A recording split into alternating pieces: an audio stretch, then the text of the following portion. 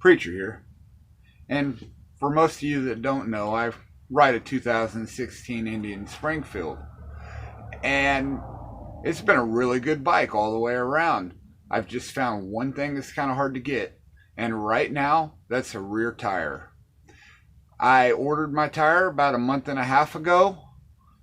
And because of all the stuff that's going on with the so-called pandemic, it was supposed to ship within a week. Well, a month and a half later, and it's still postponed and delayed shipping.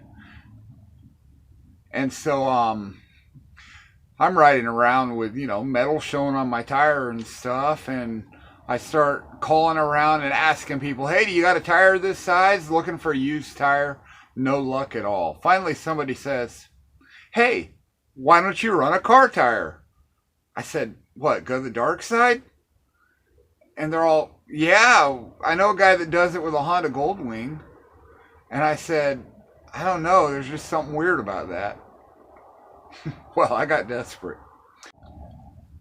I have known about running car tires on motorcycles since I was a kid.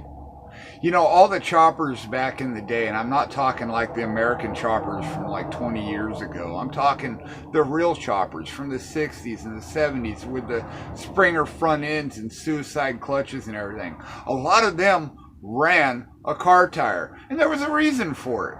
When you run a car tire, a lot of times the bike tends to lean, opposite of the crown of the road. And if you got a suicide clutch, that means that's the foot you're supposed to land on. So a lot of them ran a car tire, and that was why. And I'd hear that you could get, forever mileage out of them.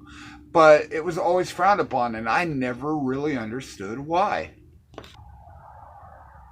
So I went to a run, and I started asking around, looking for people with experience in the motorcycle community, and asking around, hey, do you know anybody that's ever ran with a car tire, gone the dark side? Hey, have you ever tried it? And I got a lot of opinions, but nobody with experience. And so I did the next best thing after that. I got on YouTube and started checking that out. And what I saw on YouTube was a lot of people with a lot of different experience. Now, my main question was, hey, it's a square tire. What happens to that tire when you go into a corner? And so I looked up this one guy, Sean from SRK Cycles, and he had a video of nothing but the tire. It's pretty cool, actually. From the moment the bike takes off, the tire rounds out. And he takes it through all these curves and everything, and the tire handles fine. I heard all kinds of different opinions from all kinds of different bikes and all kinds of different bikers. Nobody with an Indian. Nobody with a bike like mine. So I was still kind of curious. Hey, you know what? I ride year round. I put about 20,000 on my bike. I don't care if it's raining or snowing. I'll go for a ride. And so I finally found this guy on YouTube that he rides year round. And he's put 30,000 miles on a car tire on his bike.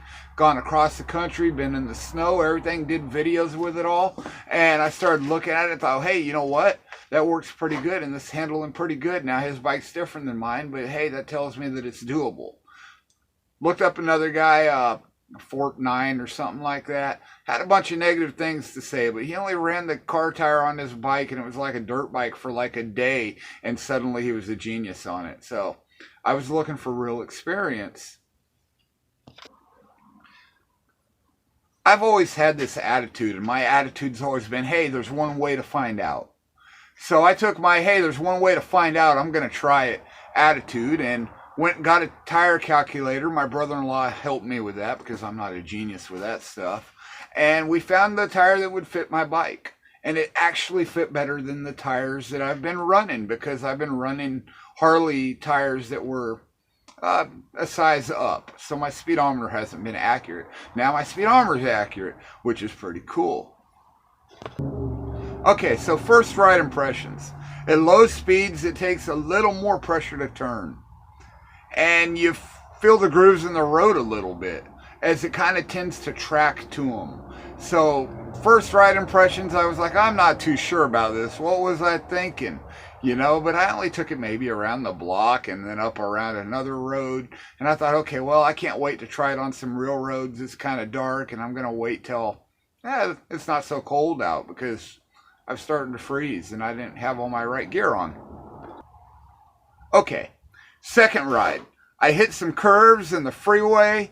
I did 2 up and it felt normal. You know, it was comfortable. It was a nice ride. I had a good day and I started thinking, wow, this really is night and day. I can't believe how normal this feels. And so go for the third ride. And we hit some mountain roads. And I mean, these are some rough roads, some tight curves that we hit and everything. And the only problems that I had that day was me. I was the weak link. My tire was overfilled. The roads were banked horribly, and I think every inch of them had a pothole. But the tire did fine. My bike did fine, and it just another notch on the amazement level on how this thing's doing. So I thought that was, hey, you know what? It's cool. So I've taken it at some high speeds, and I mean, my kind of high speeds, which are, well, higher than I'm willing to talk about, and it felt fine. And I've taken it on some corners, and it felt fine. And I hit some gravel around a curve one day. It slid a little bit and caught. It had that extra tread in there to catch it. And hey, you know what? I thought that was cool. That felt like a lifesaver right there. And so I haven't got a chance to take it in the rain yet. When I do get a chance, I'm going to. But hey, not bad for a $40 get me down the road. So we'll see how it goes.